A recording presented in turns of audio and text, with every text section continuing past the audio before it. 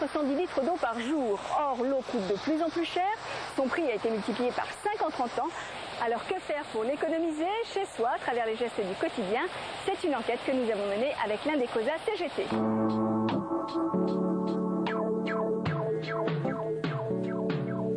Arnaud, est-ce que consommer de l'eau potable, ça pourrait à terme devenir un luxe? Si on n'en prend pas garde, cela le deviendra. Aujourd'hui, il y a beaucoup de gaspillage au niveau de l'eau, notamment au niveau des canalisations ou encore dans les fuites dans les appartements.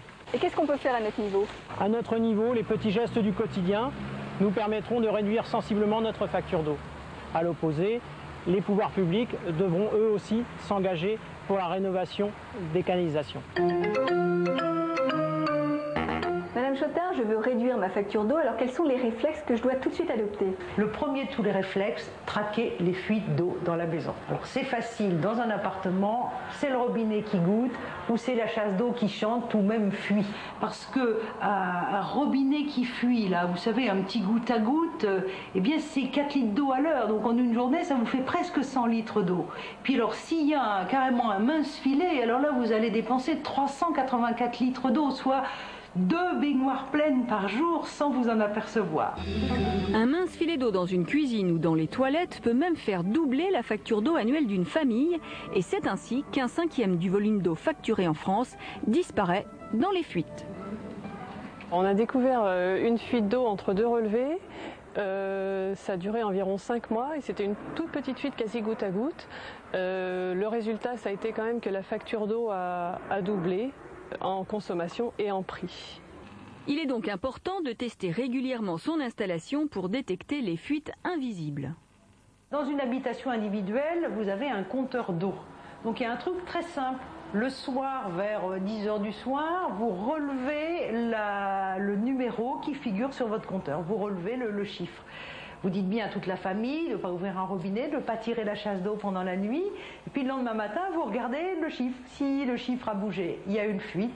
Donc si ce ne sont pas ni les robinets ni les toilettes comme on évoquait tout à l'heure, eh bien ça veut dire qu'il y a une fuite dans une canalisation quelque part dans le sous-sol ou sous le jardin. Et là, il faut appeler un professionnel. Autre moyen pour réduire sa facture, les économiseurs d'eau. Leur principe, mélanger de l'air et de l'eau. Ces dispositifs, peu onéreux et assez nouveaux sur le marché, s'installent facilement sur les robinets. On a installé aussi dans la salle de bain un économiseur d'eau sur le pommeau de douche. Alors on a exactement la même pression avec une consommation moins importante, un confort identique. Et on a eu la surprise en recevant la facture d'eau. La consommation a diminué d'environ 45% et la note d'autant. L'économie d'eau est encore plus justifiée là où elle est la plus chère. Son prix varie du simple au quadruple d'un bout à l'autre de la France et ne cesse d'augmenter.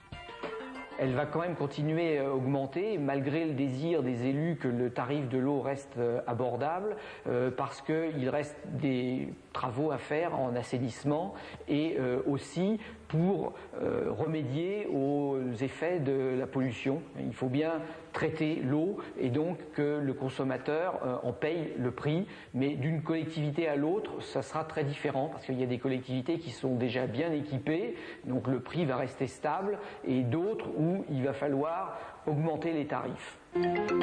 Arnaud, en conclusion, une loi sur l'eau est en projet actuellement et ça c'est important pour le consommateur. Oui, très important Patricia.